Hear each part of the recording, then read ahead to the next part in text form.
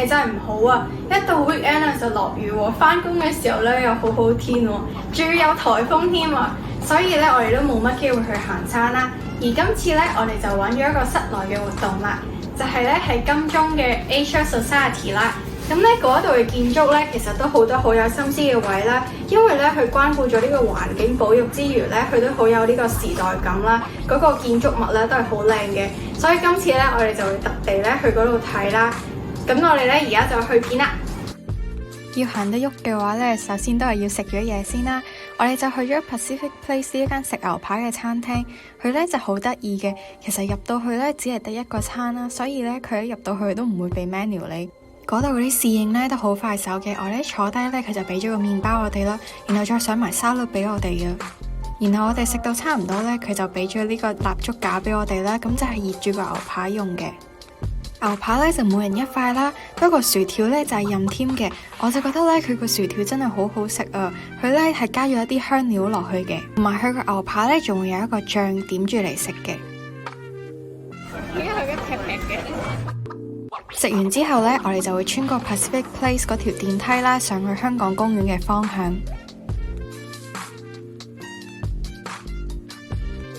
咁而家呢，我喺度行啦，沿住條路，然後呢邊呢就會係 British Council 啦。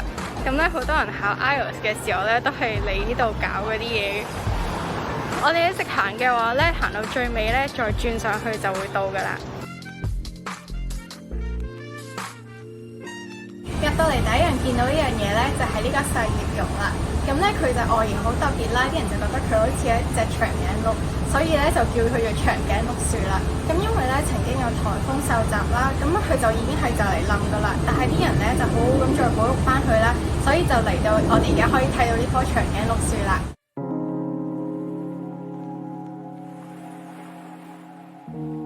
欣賞完棵樹之後呢，就可以行入少少就會見到間餐廳啦，然後就有個露天廣場嘅。入口呢，就係需要行上斜先至會去到嘅，所以我哋就要兜翻出去啦。一入到去之後呢，佢哋就同我哋講解有啲咩可以睇啦，然後就建議我哋呢搭咗電梯上去先。出咗呢口之後呢，第一樣見到藝術品呢，就係呢一個雕塑啦。佢呢就係一個中國藝術家嘅作品嚟嘅。呢一件作品嘅靈感來源呢，就係呢位藝術家呢喺遊歷西藏嘅時候呢，就發現咗一啲被毀壞嘅佛像啦。佢就希望藉住呢一件作品呢，去令人反思人嘅戰爭啦、歷史同埋文化遺產嘅傳承。所以呢，其實呢一份作品呢，並唔係同宗教有關㗎。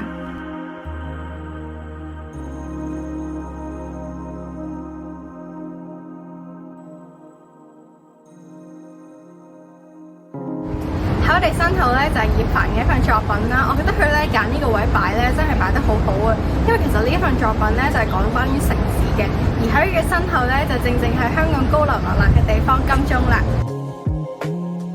呢一件雕塑咧就以抽象嘅幾何咧去表達呢個城市衍生嘅幽閉恐懼啦。其實咧就係想講喺城市入面啦，大家咧都築起自己嘅圍牆。然後細心睇嘅話呢，作品嘅最高處呢就有一個風箏嘅，而嗰個風箏呢就係代表我哋留低嘅一絲希望啦。然後行多少少呢，就會見到呢一條橋啦。呢條橋呢好特別噶，佢哋呢嘥咗咁多錢呢，就係起咗呢個 V 型嘅橋啦。點解唔起直線呢？就係因為其實呢，佢周圍嘅樹林呢都係呢個蝙蝠嘅聚居地啦。咁所以呢，佢哋嗰陣時呢就係為咗保護呢片樹林啦，所以呢就專登有一個咁嘅設計啦。我都覺得好有心思啊！然後細心睇嘅話呢，我哋就會見到頭先電梯出嚟嘅時候啦，嗰一座嘢嘅上面呢，佢就有一個人像喺度嘅。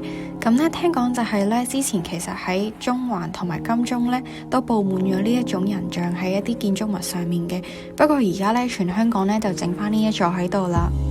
睇完呢個露天廣場嘅藝術品之後呢，我哋就會過橋去另外一邊啦。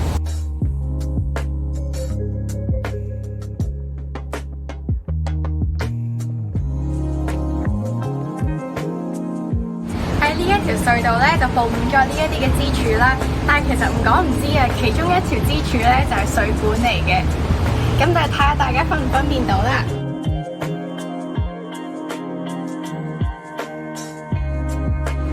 橋嘅另一邊咧，我哋就會揾到呢一個軍火庫嘅舊址啦。咁其實咧，佢以前咧就係香港係英國殖民地嘅時候咧，就用嚟做軍火庫嘅。喺軍火庫嘅隔離咧，仲會揾到呢個路軌咧。咁當時咧就係用嚟呢個運送軍火用嘅。因為呢度咧曾經咧就係軍火工場嘅舊址啦，就曾經咧係用嚟儲存彈藥同埋火藥桶嘅。咁因為咧就有軍火庫 A 同埋 B 啦，所以咧啲沉重嘅彈藥咧就會擺喺一架卡車入面，然後咧就經過呢個軍營嘅吊重機去拉動啦，沿住個軌行拉到去另外一度啦。而喺呢一條路軌嘅最盡頭咧，以前就係有一架空索道啦，咁咧就係將呢啲火藥咧調到去灣仔海旁嘅軍器廠街啊。去到嗰度之後咧，英軍咧就再將嗰啲火藥咧運送去香港嘅各區。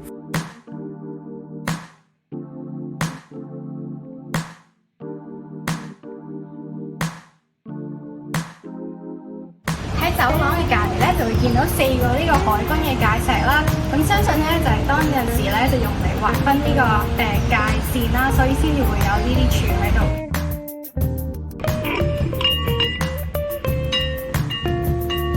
然後咧，仲有2個火警鐘喺度啊！之前嘅火警鐘咧就都係手動嘅。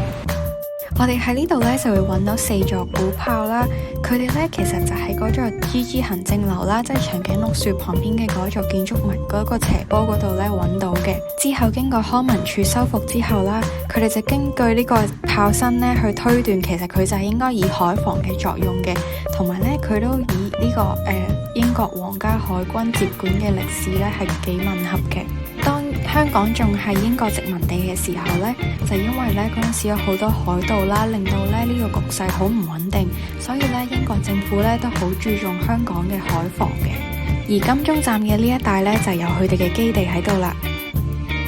我哋身後呢一座呢，就真正呢係用嚟儲存軍火用嘅，而佢呢嘅材料呢，就係用花崗岩啦，而呢佢嗰啲花崗岩呢，全部都喺香港嗰度揾，然後擺嚟呢度堆砌成呢一座建築物嘅。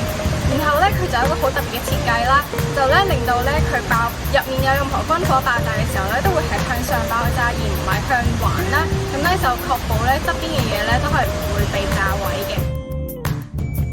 呢條長長嘅白色走廊咧，聽講咧就係俾嗰啲人咧去檢查嗰啲軍火用嘅，所以咧我哋都會見到一啲細細嘅窗口喺度。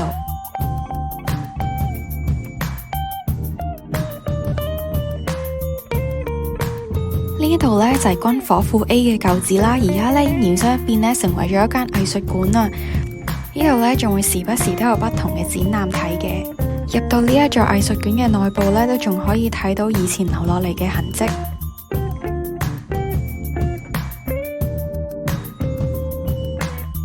下一步咧就係落去呢個 B 型天橋嘅下層啦。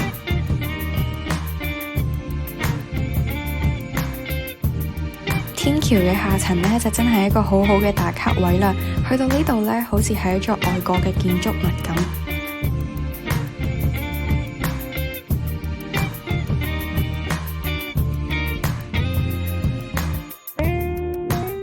呢一座噴水池呢，真係好特別啊！因為其實呢，後面就啱啱呢喺個山嗰度有座瀑布啦，然後呢，就係響應住呢一座噴水池。最後咧入翻去館內啦，就係我哋一去到嘅接待處嗰個位啦。呢度咧都擺咗幾件藝術品，大家都可以睇下嘅。